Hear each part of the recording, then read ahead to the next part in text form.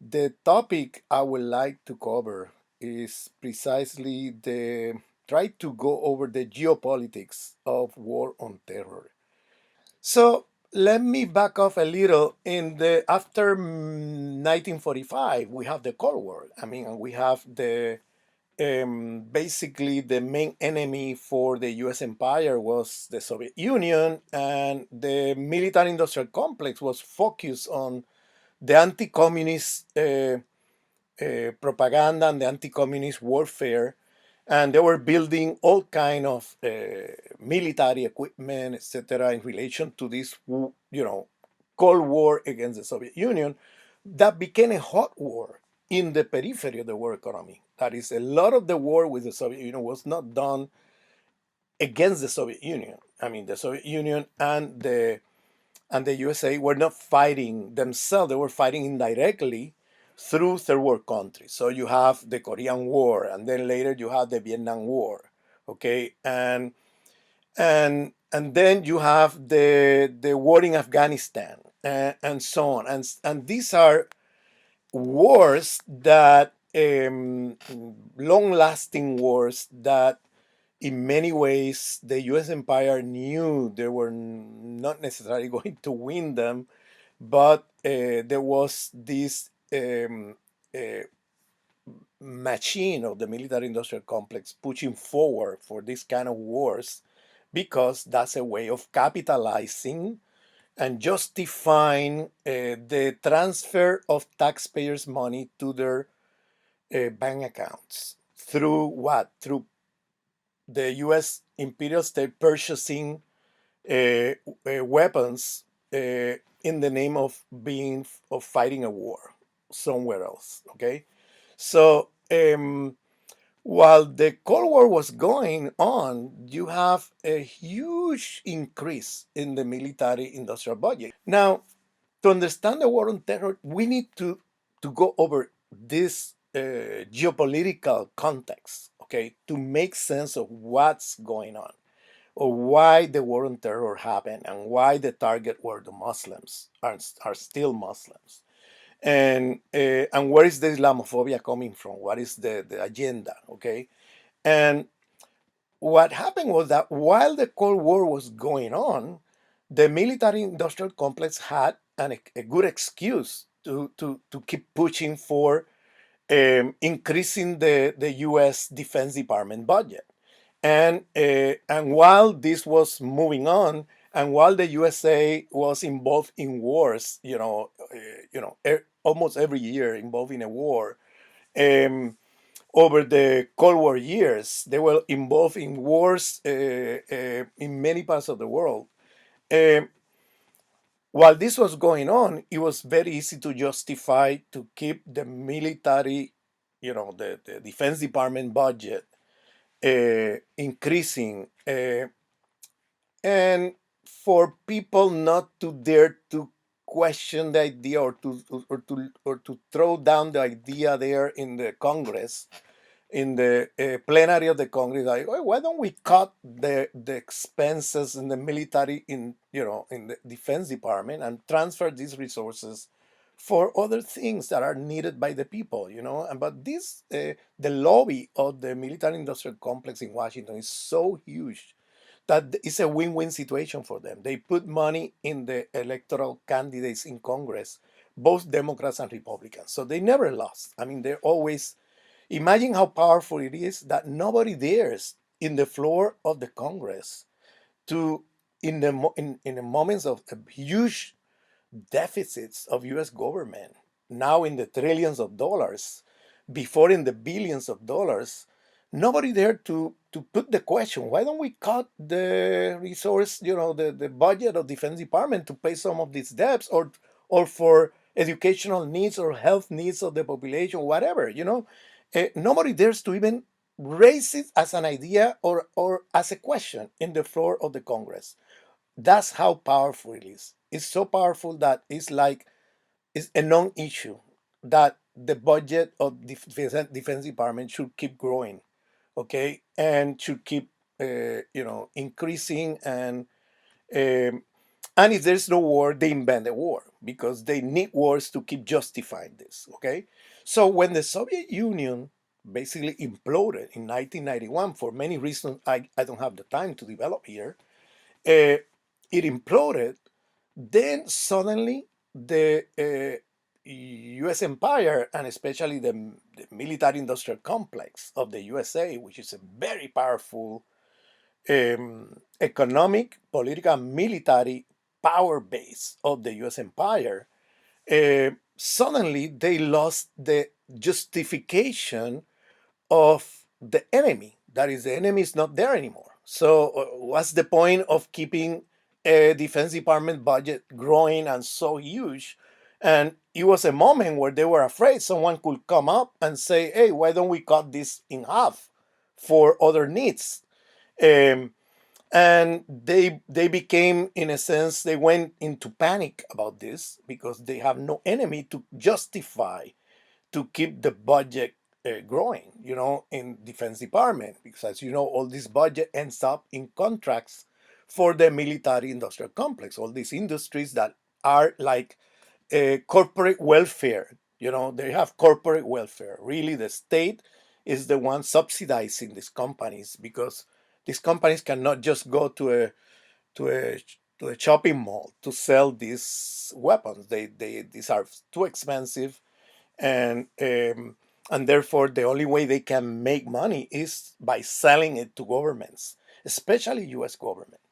And um, so the next thing that happened once the demise of Soviet Union in 1991 was a debate inside the Pentagon that became a public debate in the U.S. about who is the enemy, who is the new enemy. They needed very rapidly to find an enemy, and there was in the early 90s a funny debate because the Air Force was saying the enemy is China because, of course, in a war against China, the Air Force will have the upper hand, and therefore they will have a bigger piece of the pie, okay, in terms of Defense Department budget.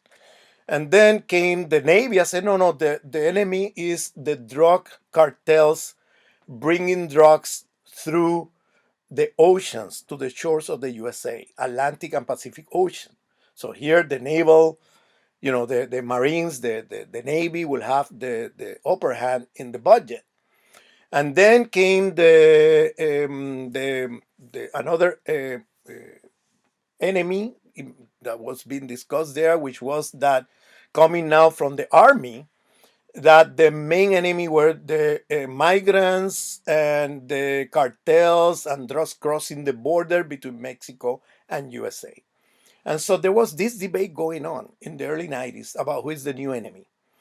And the problem was that the three main fractions or factions of the Pentagon, the Army, the Navy, and the Air Force, they couldn't agree on this. They were fighting each other because depending on who was the enemy, one of these branches would get more money than the other, and so they were fighting about this, trying to get the most they could, from the U.S.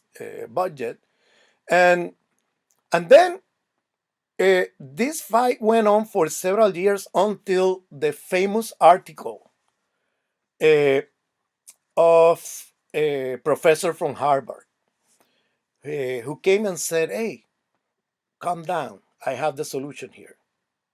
And I have a solution where we will have an enemy where everybody here will be happy because everybody will have a role here."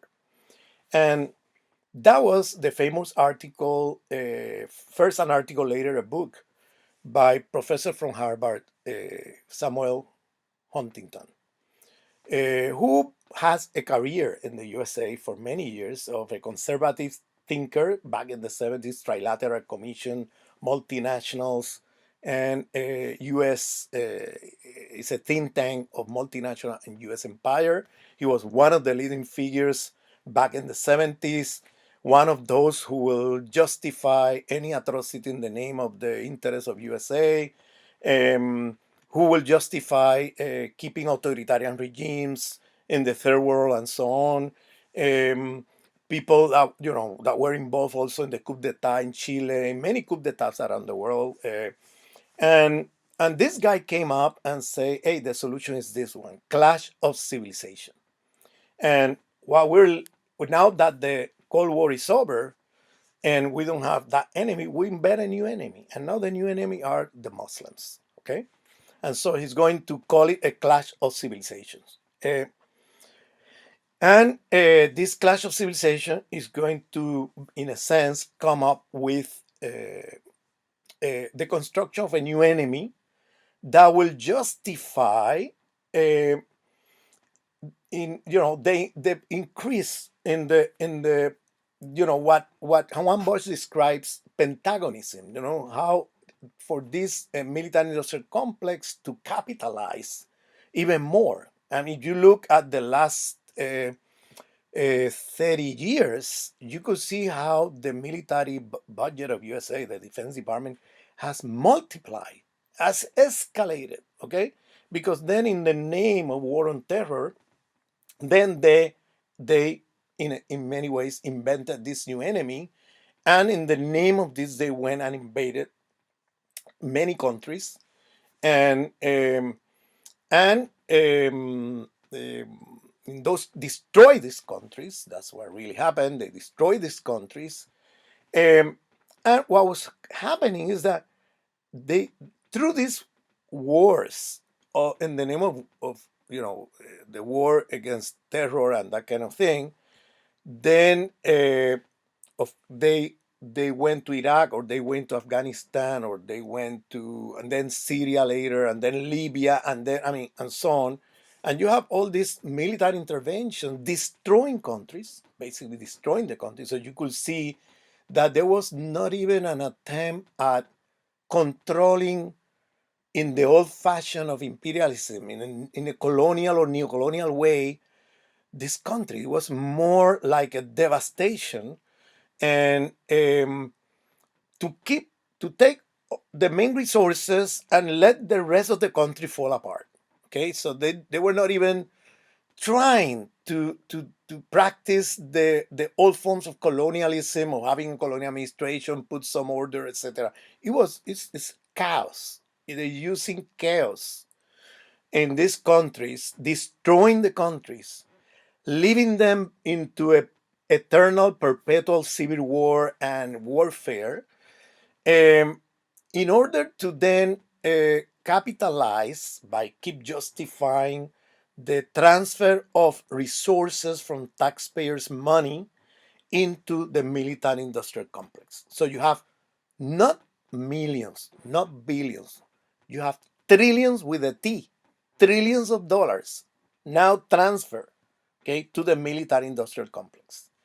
And of course, Islamophobia here, if in the Cold War the discourse was anti-communism, was the ideology used to mobilize the public opinion, and to persuade the public opinion and the politician, the people, of the need to increase the military budget of the USA, the Defense Department, and intervene in many countries militarily to, basically keep justifying the increase in the budget.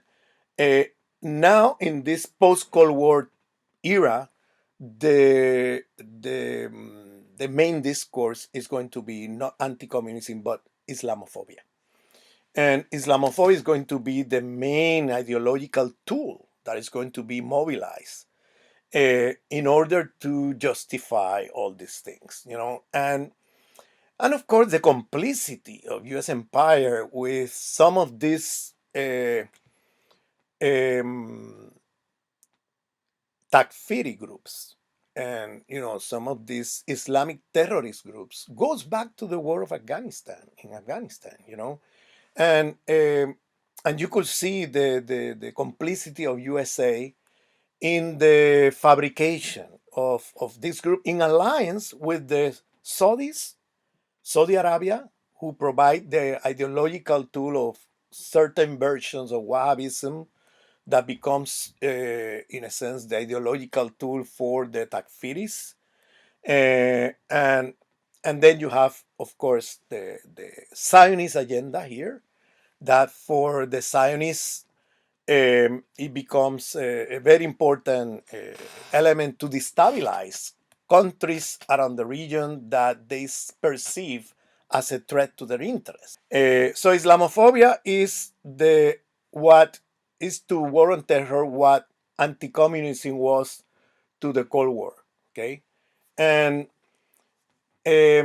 so over the years now, we have war on terror. We have now 20 years of war on terror.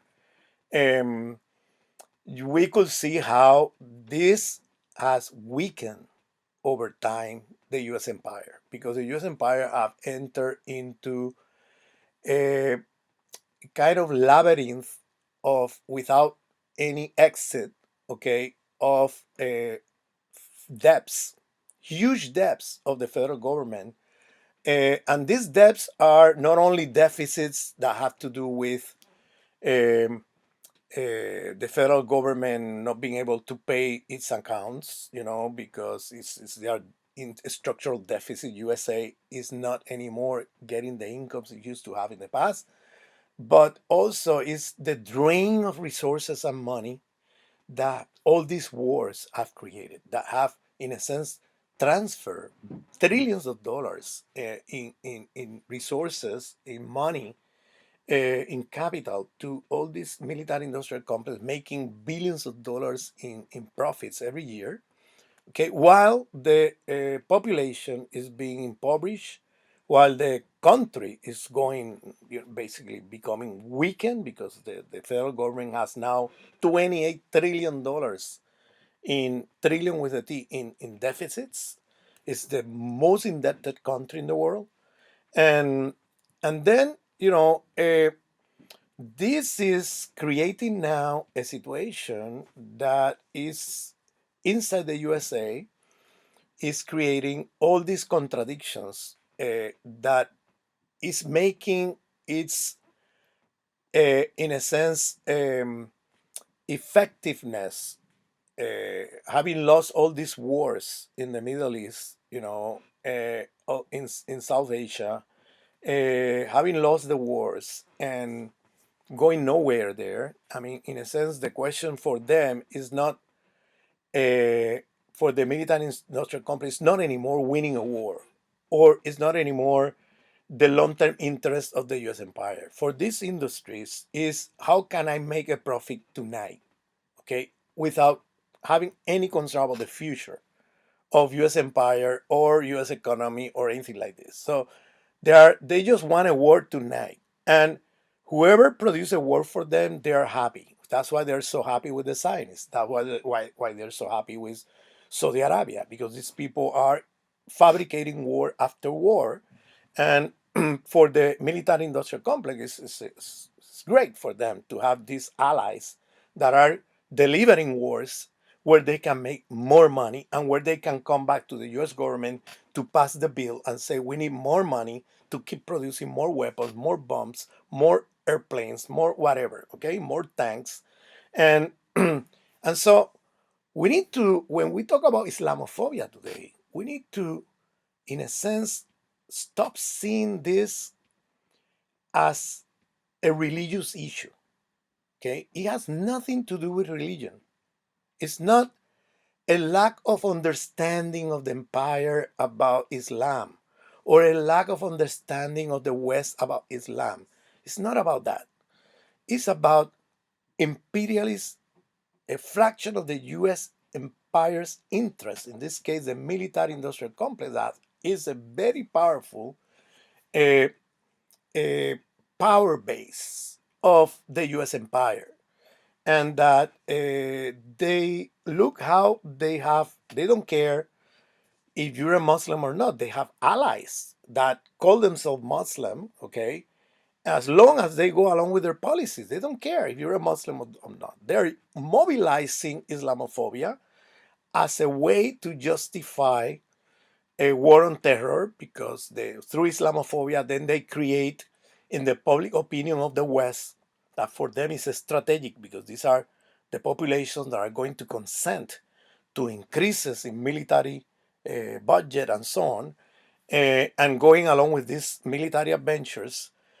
So they're going to, for public consumption in the public, in the among the population of the West, they're going to fabricate this Islamophobia, uh, uh, hysteria, okay, to create, in a sense, a public psychosis or a public hysteria to demand or consent to the military adventures and to the expropriation of resources from the population and transferring all of them in the trillions of dollars to defense department and military industrial complex. To consent to this, Islamophobia, Islamic terrorism, war on terror, all this stuff comes in. But from the logic of military industrial complex, they don't care if the war is lost or not. What they care is if there is a war going.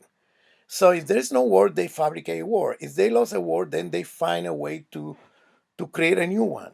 So we need to pay attention to this because, in a sense, the war on terror now, as a rhetoric, have been exhausted to the point that now, having lost the wars in the Middle East, U.S. empire, now, in a sense, they are in a situation where um, the rhetoric of war on terror is becoming more and more weakened and less people taking it seriously among the public opinion, given the crisis going on, internal crisis inside the U.S. empire. And therefore, they're entering now a terrain of contradiction and a terrain of problems, especially with the COVID-19 crisis. U.S. in 2020, U.S. empire, in a sense, went into a huge crisis, a Great Depression. We are now in a Great Depression. This is not a recession.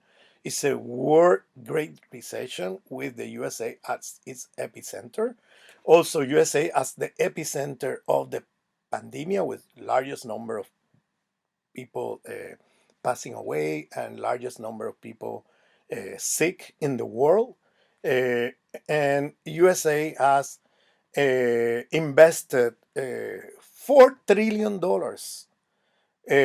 into transferring resources to the 1%. If you remember a year ago, during the crisis of COVID-19. So they were basically bailing out like they did in 2000 in the crisis, financial crisis 2008 and 9. They bail out Wall Street, they bail out the 1%, they bail out the banks and the corporations.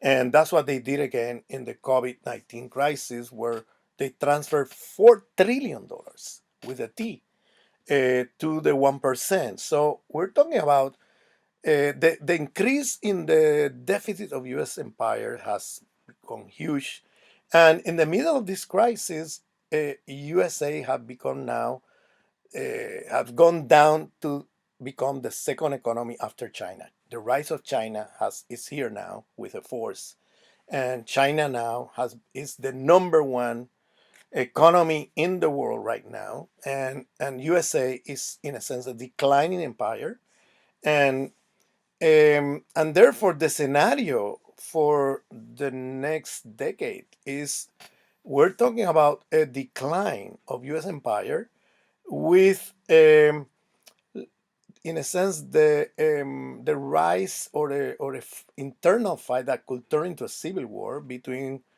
two forms of white supremacy that I don't have the time to discuss here. One is the multicultural liberal form of white supremacy, which is the one represented by Biden and the Democrats, or certain sector of the Democrats, and the form of white supremacy of going back to the good old days, quote unquote, of let's make white America great again, and go back to the old forms of apartheid, represented by Trump. But the problem they're having is that now all these white supremacy militias, etc., that the Trump administration took out of the closet, they're not going back to the closet. These people are there, they're out, and you saw the uprising in U.S. Congress in January 6th, what happened there, and these people are there, and therefore we're seeing a situation where the decline of U.S. empire could be ugly, and there is a high possibility of a civil war. And in terms of the consequences of all of this for war on terror, is that now there are many people in the USA that are realizing that the main terrorist problem had nothing to do with Muslim or anything like that. It has to do with the white supremacist militias in the USA. And now this is challenging the war on terror narrative in a very strong way. So I'm mentioning this because, in a sense, what we're seeing these days is the crisis of the war on terror, the decline, the consequences of 20 years of war on terror, throwing resources to military industrial complex and increasing the US deficits and destroying the US economy basically, and and now the US empire being in a very weak position and becoming a secondary declining power in the world. And now what you have in the next years is the struggle inside empire in terms of the different solutions to the decline, how to deal with this decline. How can you, in a sense, cope with this? And that's where there is a danger of a civil war in the USA, big time. Within the next 5 to 10 years, it's a big danger that this could escalate into an internal civil war, and that will be in many ways, the end of U.S. empire. A big civil war inside USA is like the end of US empire. But I will stop here and open for discussion. Thank you very much.